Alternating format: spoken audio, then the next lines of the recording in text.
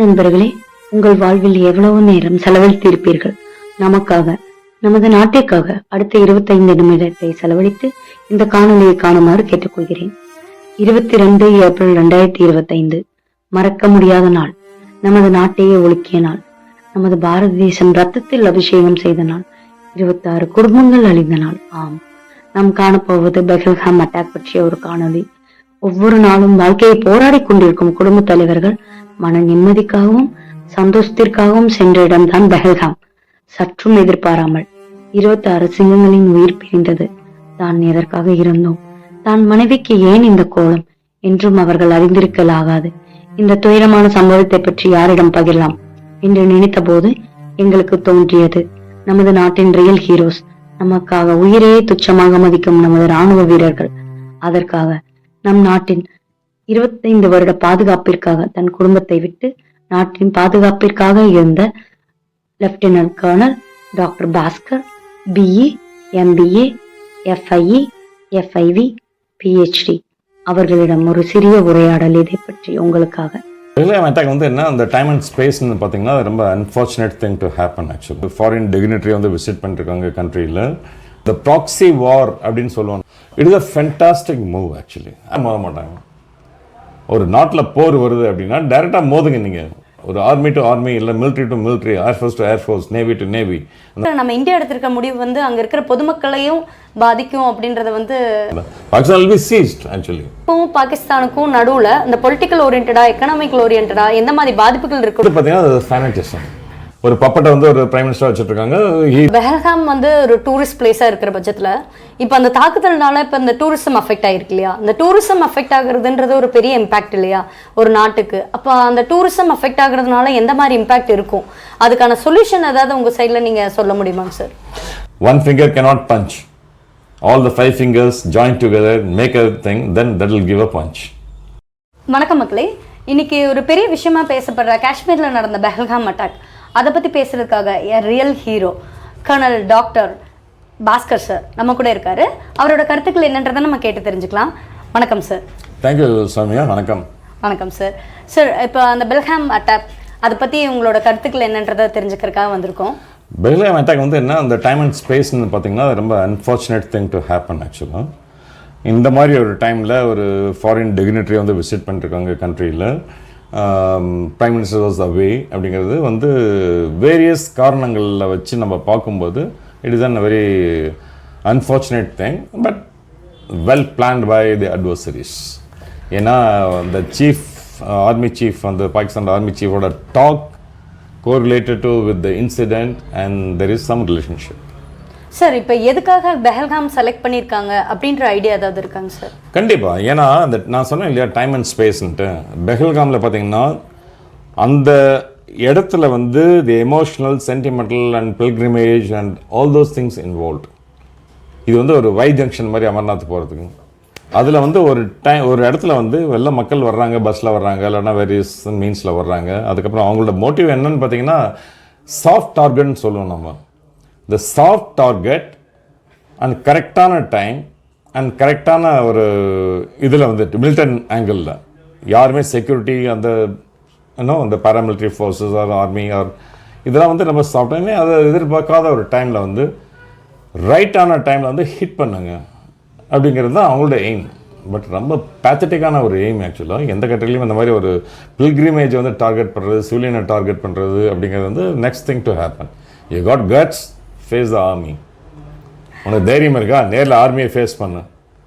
ஏன் போய் வந்து பில்கிரிமேஜை வந்து யாருமே வெப்பன் கிடையாது, அவங்ககிட்ட ஓடி ஒழுங்குறதுக்கு இடம் கிடையாது, எதுவுமே கிடையாத ஒருத்தரை வந்து, அதுவும் என்ன மோசமான ஒரு ஆங்கிளில் வந்து they strip out and then check you are a Muslim or Hindu or ரொம்ப மோசமான ஒரு ஹிஸ்ட்ரியை வந்து அவங்க ஓடிக்கால் அதை வந்து ஒரு அழிக்க முடியாத ஒரு ஹிஸ்ட்ரியை வந்து அவங்க டெவலப் பண்ணியிருக்காங்க, விச் இஸ் நாட் குட். அது வந்து லஷ்கர் இ தொய்பா அந்த TF இதுன்ட்டு ஏதோ பிரான்ச் அது அதெல்லாம் வந்து இன்றைக்கி வந்து லஷ்கர் இ தொய்பாவே கிடையாது. இவங்க எங்கேருந்து வந்தாங்க, இந்த கிளை கிடையாது. அதனால் இது வந்து வெஸ்டர்ன் இன்ட்ரெஸ்ட் வந்து இருக்குது. ஆக்சுவலாக பாகிஸ்தான் கவர்மெண்ட் அவங்களோட கை வந்து உள்ளே இருந்திருக்கு. they receive the funds from foreign countries, diverted somewhere else. அப்படிங்கிறது ரொம்ப நாளாக இருந்துட்டு இருக்காது. சார் அப்படின்னா இதில் வந்து பாகிஸ்தான் அவங்களோட திட்டமும் இன்க்ளூடடாக இருக்கும்னு நீங்கள் நினைக்கிறீங்களா? Definitely it is masterminded by the Pakistani army. Pakistan today what happens, they don't have their political stability. இன்னைக்கு வந்து ஒரு முதுகெலும்பு வெர்டிக்கலாக வந்து ஒருத்தர் இருக்காருன்னா அவரும் வந்து ஜெயிலில் இருக்கார். யார்? இந்த ஃபார்மர் கிரிக்கெட்டர், ரைட்? இன்னைக்கு வந்து ஆர்மி சீஃப் வந்து சொல்கிறது வந்து ஒரு puppet regime is there, right? அவங்க வந்து இவர் சொல்கிறத கேட்டிருக்காங்க. It's very clear that no army is going to take over. That's all. The military is going to take over in the days to come, or put a puppet person that no who listens to me what I say. Sir இப்போ இந்த பாகிஸ்தானோட நோக்கம் எதனால, இதில் என்ன நோக்கம் இருக்குன்றதுக்காக இந்த step எடுத்திருக்காங்க சார்? என்ன நோக்கம்னு பார்த்தீங்கன்னா இட் ஸ்டார்ட்ஸ் ஃப்ரம் 47 ஆன்வர்ட்ஸ். சுதந்திரம் அடைஞ்ச நாட்கள்ல இருந்து அந்த ப்ராக்சி வார் அப்படின்னு சொல்லுவோம் நாங்கள். அப்படிங்கிறது இல்லைன்னா ஒரு லோ இன்டென்சிட்டி கான்ஃப்ளிக்ட் அப்படின்னு சொல்லுவோம் நாங்கள். இவங்க எப்போவுமே டைரெக்டாக மோத மாட்டாங்க. ஒரு நாட்டில் போர் வருது அப்படின்னா டைரெக்டாக மோதுங்க. நீங்கள் ஒரு ஆர்மி டு ஆர்மி, இல்லை military to military, air force to air force, navy to navy, அந்த மாதிரி மிலிட்ரி டு மிலிட்ரி டைரெக்டாக மோதுங்க. அதை விட்டுக்கிட்டு சும்மா உட்காந்துட்டு நீங்கள் வந்து லைக் 47 இந்த பார்ட்டிஷன் டைமில் ஆரம்பிச்சது. நான் ஆர்மியாக வரமாட்டேன் நான், ஆனால் இன்க்ளூட் பண்ணுவேன். நான் என் சிவில் ட்ரெஸ்ஸை போட்டு இன்க்ளூட் பண்ணி and loot rape and those kind of a thing that activities are all that. That is to create a confusion and இதுதான் இவங்க பண்ணிட்டு கவர்ட் ஆப்ரேஷன் இவங்க பண்ணிட்டு இருக்காங்க. இதை சார் இப்போ அந்த பாகிஸ்தான் ஆர்மி அவங்களோட தலைவரோட பேச்சை பற்றி நீங்கள் சொல்லியிருந்தீங்க இல்லையா, அதை பற்றி நீங்கள் டீட்டெயிலாக சொல்ல முடியுமாங்க சார்? அவர் என்ன சொன்னார்னா, ஆக்சுவலாக end of the conversation or end of the speech what he conveyed was there's a division between the Hindus and the Muslims, Islam. அதைத்தான் வந்து அவங்க வந்து ஸ்ட்ராங்காக வந்து is using it as a tool to divert their internal problem into the country. வந்து பாகிஸ்தான் கண்ட்ரியில் இருக்க மக்கள்லாம் ஒன்று தெரினா என்ன, இந்தியா மேலே படையிடுங்க, இந்தியா மேலே இது பண்ணுங்க. அப்போ he has taken that as a tool, right? மற்றபடி அவங்க கண்ட்ரிக்குள்ள அவங்களுக்கே 1008 ப்ராப்ளம் இருக்கும். Economical problem, military problem, political problem. அவங்களோட பொலிட்டிக்ஸ் வந்து அது சரியாக ஸ்டெபிலைஸ் ஆகலை. நல்லா யாருமே வாய் பேச முடியாத ஒரு நிலைமை. அந்த நிலைமையை வந்து அந்த ஒரு கண்ட்ரி வந்து கோயிங் இன்டு டவுன் ஸ்லோப்பில் போகிறத வந்து அதை டைவெர்ட் பண்ணுறதுக்கு என்ன, the best thing is that divert. And India is matured enough to take firm steps. Super. இப்போ இந்தியா வந்து இப்போ அந்த தாக்குதலுக்கு நம்ம சில நடவடிக்கைகள் எடுத்திருக்காங்க பார்த்தீங்களா நம்ம PM, அதை பற்றி உங்களோட கருத்து என்ன sir? It is a fantastic move actually. I would say instead of going straight away, like the knee-jerk reaction, அப்படி வந்து ஒரு war immediately, use all your fighters and missiles and army, navy, everything. What you have taken the step about, don't give the water. Today what happened, that water fetches their lifeline 80%. 80% of the population believe, I think to my understanding, I don't know whether it is correct or wrong, believe on that, the farmers, agriculture, the water, unless the water goes, the agriculture, the farming doesn't take place. Producers, it doesn't take place. So many inland, transportation, everything doesn't take place. It's a very, very deterrent effect that India has taken. Rightly it has been taken. But it will not be over within short time. If you have to control that kind of a water, it takes, like you have to construct dams. It will take 5 to 10 years or 6 years or something like that.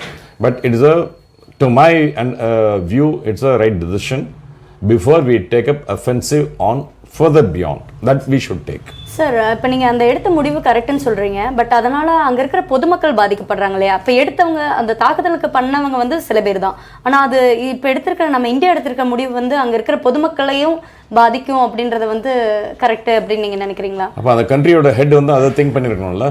இன்றைக்கி வந்து அவங்க வந்து ஒரு pilgrimage வந்து shoot பண்ணுறாங்கன்னா ஒரு ஹஸ்பண்டை shoot பண்ணுறாங்க in front of the wife and child. அதை அவங்க வந்து டிசைட் பண்ணியிருக்கணும்ல, அவங்க திங்க் பண்ணியிருக்கணும்ல. If they can't think that way, reciprocative action, what we are taking is better. That is the solution once for all. Unless you tell them that this is what the deterrent action is like this, then they will not understand. So you have to show them this is what the deterrent action, if you have to do it, do it. சரி sir, இப்போ நம்ம எடுத்துக்கிற நடவடிக்கைகளுக்கு பாகிஸ்தான் கிட்ட இருந்து நம்மளுக்கு எதிர்வினையாக எப்படி இருக்கும் அப்படின்றத ஏதாவது சொல்ல முடியுமாங்க சார்? கண்டிப்பா. See, they're all the fanatics. கண்டிப்பா they don't use their brains. If you take a course of action, they blindly take a reciprocative action without any mind involved in it. அதான் பண்ணுவாங்க கண்டிப்பா. என்னோட ஆக்ஷன் வந்து நம்ம surgical strike பண்ணோம் இல்லையா, this should, not this will, this should lead to much more than that. Only then they'll learn. Otherwise what happens, every time we keep act like a matured leader. Sometimes we have to act like ஒரு தமிழில் ஒரு பழமொழி சொல்லுவாங்க இல்லையா, எங்கள் அப்பா சொல்லுவார். ஆக்சுவலாக ஒரு நாகப்பாம்பு இருந்தான் ஒரு கிராமத்தில். அது வந்து பசங்க எல்லாம் கல் எடுத்து அடிக்கும்போது ட்ருன்னு அது வந்து அது ஸ்ட்ரைக் பண்ணிச்சோம். சாமியார் அதை வளர்த்துன சாமியார் சொல்கிறாங்க, இது ஏன் இப்படி நீ ஸ்ட்ரைக் பண்ணுறது கரெக்ட் கிடையாது, நீ இப்படி பண்ணாத அப்படின்ட்டு. ஸோ அடுத்த டைமில் வந்து அது கல் எடுத்து அடிக்கும்போது பேசாமல் இருந்தது அந்த நாகப்பாம்பு. அப்புறம் ஒரு நாள் குத்து வரும், கொலை வருமா, அது வந்து ஆல்மோஸ்ட் டையிங் டைப்பில் வந்து அந்த அதே சாமியார்ட்ட வந்து கேட்டுச்சான், இங்கே பாரு நீ சொன்ன நீ வந்து யாரையும் ஸ்ட்ரைக் பண்ணக்கூடாதுன்ட்டு எல்லாம் கல் எடுத்து அடித்தாங்க. இப்போ நான் சாக போகிறேன், நான் என்ன சொல்கிறேன் நீ, ஏய் உன்னை வந்து நான் வந்து கொத்தக்கூடாதுன்னு சொன்னேன் ஒழிஞ்சு ஸ்ட்ரைக் பண்ணக்கூடாதுன்னு சொல்லியே, பயமுறுத்தக்கூடாதுன்னு சொல்லியே, you have to show your force, right, so that you can keep the people stay away. அந்த மாதிரி இப்போ நாகப்பாம்பு வந்து ஓ அப்படியா அப்படின்னு அடுத்த தடவை வந்து எவனா அந்த கல்லை தெரியுமா விஷ் அப்படின்னு. So that is a deterrent action, a small story, but I'm telling you in any country it fits in the slot. We have to show our deterrent. If we have to throw something like this, we'll do double action. ரொம்ப அருமையான விளக்கமாக இருக்குது sir. Sir இப்போ நம்ம எடுத்துக்கிற நடவடிக்கைகளுக்கு world வைடில் நம்மளுக்கு எந்த மாதிரி ரெஸ்பான்சஸ் இருக்கும், இது வந்து எல்லாரும் அக்செப்ட் பண்ணிக்குவாங்க அப்படின்ற மாதிரி உங்களுக்கு தோணுதா? ஆமாம் கண்டிப்பாக. இன்னைக்கு வந்து today what happen, Russia accepted us, US accepted us, France accepted us, many other European countries and Western countries.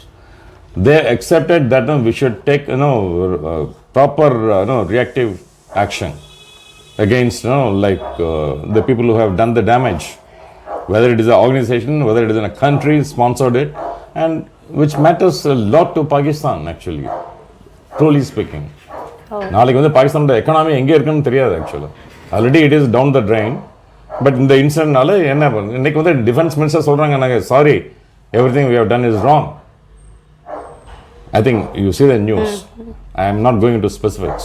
So இப்போ நம்ம இந்த நடவடிக்கைகளால் நம்மக்கிட்ட இது வந்து ஸ்டெபிளைஸ் ஆயிரும், இந்த ப்ராப்ளம் ரிசால்வ் ஆகிறது மட்டும் இல்லாமல் பாகிஸ்தான் வந்து நம்மக்கிட்ட கீழே இறங்கி வருவாங்க அப்படின்றது நீங்கள் நினைக்கிறீங்க இல்லையா? பாகிஸ்தான் இறங்கி வரணுமா வரலையாங்கிறது வந்து it's not a matter actually, but such kind of incident should not happen.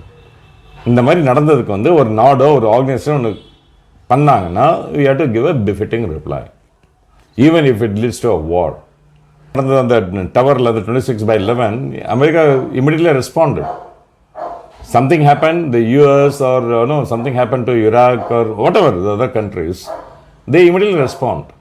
Why we have to always be restrained to all this kind of an activity? My point is that give a befitting reply, so that you should not think of such kind of activity in future. Sir இப்போ ஒரு army பர்சனாக உங்கள் கருத்துக்களை சொல்லியிருந்தீங்க, but இந்த தாக்குதல்னால நம்ம இந்தியாவுக்கும் பாகிஸ்தானுக்கும் நடுவில் இந்த பொலிட்டிக்கல் ஓரியன்டாக எக்கனாமிக்கல் ஓரியன்டாக எந்த மாதிரி பாதிப்புகள் இருக்குன்னு உங்களுக்கு ஏதாவது ஐடியா இருக்கா? கண்டிப்பாக இருக்கும். See for every such problem ஜியோ பாலிட்டிக்ஸில் பார்த்தீங்கன்னா இப்போ ரஷ்யா உக்ரைன் அந்த ப்ராப்ளம் இல்லைன்னா மற்ற problem Israel and all this kind of thing, டெஃபினட்டாக மிலிட்ரி சொல்யூஷனுங்கிறது வந்து ஒரு last option. Actually it should be, என்னோட பர்சனல் ஒப்பீனியன் நான் சொல்கிறேன். Before that like economical political or economical diplomatic. So ஒரு ப்ராப்ளம் ரெண்டு கண்ட்ரிக்கு நடுவில் ப்ராப்ளம் வருதுன்னா diplomatically they have to solve it, right. அதுக்கப்புறம் வந்து economically what is the impact it gets. அப்புறம் வந்து ட்ரேட், இன்றைக்கெலாம் வந்து பார்த்திங்கன்னா சைனா அண்ட் அமெரிக்கா வந்து அந்த டாரிஃப் அந்த மாதிரிலாம் வருது இல்லையா, இதான் economical war or trade war. அந்த அளவுக்கு போகக்கூடாது ஆக்சுவலாக. ஏன்னா அது வந்து it will have a long standing impact on both the countries. இன்றைக்கி வந்து எந்த இம்போர்ட்டும் இருக்கக்கூடாது, எந்த எக்ஸ்போர்ட்டும் இருக்கக்கூடாது பிட்வீன் டூ கண்ட்ரீஸ் அப்படின்னா that will have a long lasting impact. இன்றைக்கி வந்து நம்ம கண்ட்ரி இன்றைக்கி எடுத்துருக்கோம், okay Indus the river water sharing, stop பண்ணிட்டா எத்தனை மக்கள் வந்து அதனால் ஃபார்மர்ஸ் அஃபெக்ட் ஆவாங்க பாகிஸ்தானில். Pakistan will be seized actually. 80% of the farmers of Pakistan will be ceased to exist. கண்டிப்பாக 80% சும்மா ஒரு ரேண்டமாக நான் சொல்கிறேன் நான், but maybe like approximation. But major effect will be happening. That is why today somebody is on knees. கண்டிப்பாக sir. இப்போ அந்த தாக்குதலில் பார்த்தீங்கன்னா மதம் சார்ந்த கேள்விகளை கேட்டுட்டு அதுக்கப்புறம் தான் சுட்டு கொண்டதாக சொல்கிறாங்க. இந்த மாதிரி பண்ணுறது எதனால் பண்ணுறாங்க, அதில் அதோட பின்னணி ஏதாவது இருக்குமான்றது ஏதாவது இருக்காங்க சார்? இது வந்து பார்த்தீங்கன்னா fanaticism. Actually the chief of army staff of Pakistan, what he uttered, I am saying uttered, sorry to say that, it is a divisive policy of dividing Hindu and Muslim. காரணம் என்னென்னா, அவங்க நாட்டில் ஏதோ ஒரு problem இருக்குது, அவங்க வந்து stabilise government stabilise ஆகிறதுக்கு வந்து முடியாமல் இருக்குது. ஸோ எலெக்ஷன்ஸ் வருது. ஸோ அடுத்து டைவெர்ட் பண்ணுறது என்ன, India Pakistan conflict. So is an army officer, the army chief, he knows how to handle. நல்ல ஒரு பேக் போன் உள்ள ஒரு பொலிட்டிஷியன், அந்த cricketer, what is his name, he's been put behind the bars. அவன் வாயை தரக்கூடாதுன்னு வச்சுட்டாங்க. ஒரு பப்பட்டை வந்து ஒரு பிரைம் மினிஸ்டர் வச்சுட்ருக்காங்க. he listens to him what he says. So the future is going to be the military regime. Every time இந்த பாகிஸ்தான் அதான் நடந்துட்டுருக்கு. ஸோ அதனால் he is developing the grounds to capture that kind of a domain. இதுக்கு வந்து first step he has taken like this. He is unfortunately what happened, he has given the forewarning. ஒரு 2 weeks முன்னாடி இதெல்லாம் நாங்கள் அப்படின்னு சொல்கிற அதே தான் டெம்ப்ளேட் நரேட்டிவ் தான். It is getting converted. It's very easy to correlate. And the intelligent agencies, they can easily correlate. இதுதான் வந்து அவர் சொன்னாரா, இதுதான் நடந்துட்டுருக்கா அப்படின்னு they can correlate. And what is the next step of action, that also they can correlate. And we have taken a good decision about the water is the main thing. So economically we have to kill them. Politically, diplomatically, that things will carry on. The last action is the military thing.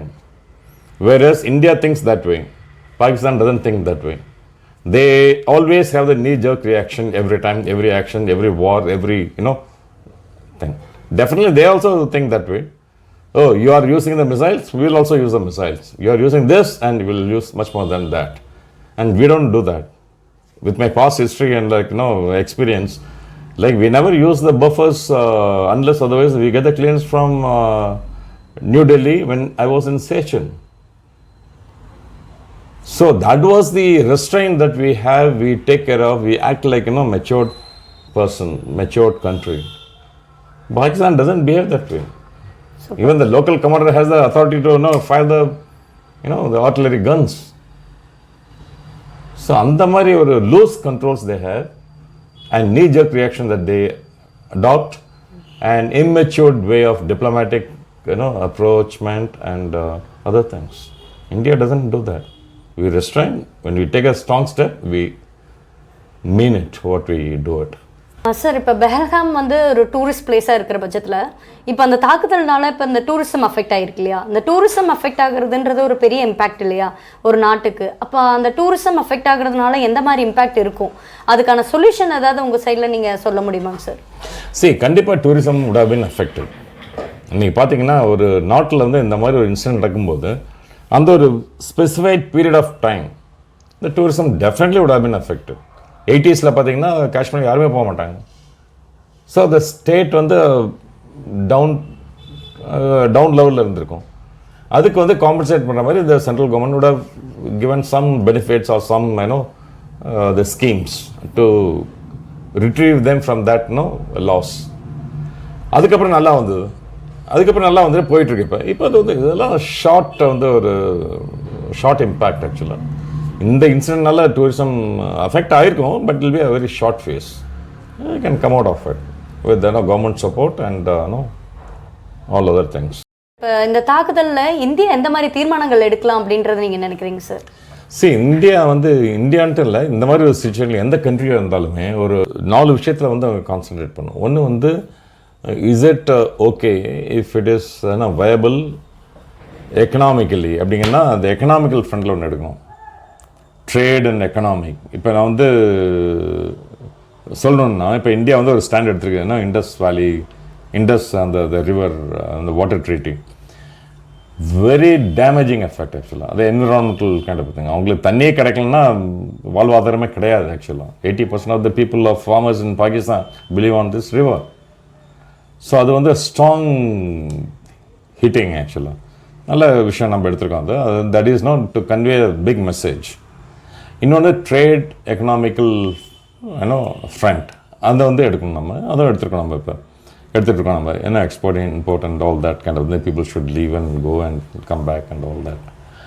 Political and diplomatic move, அது வந்து இன்னொரு பேரலாக போயிட்டே இருக்க வேண்டியதுதான். The last is the thing தட்னா இதெல்லாம் நடத்த முடிக்கல அப்படிங்கும்போது then parallelly we have to do our preparedness on the military front also. That deterrence also we have to show them. So everything has to go concurrently, but first three things, like it will take time.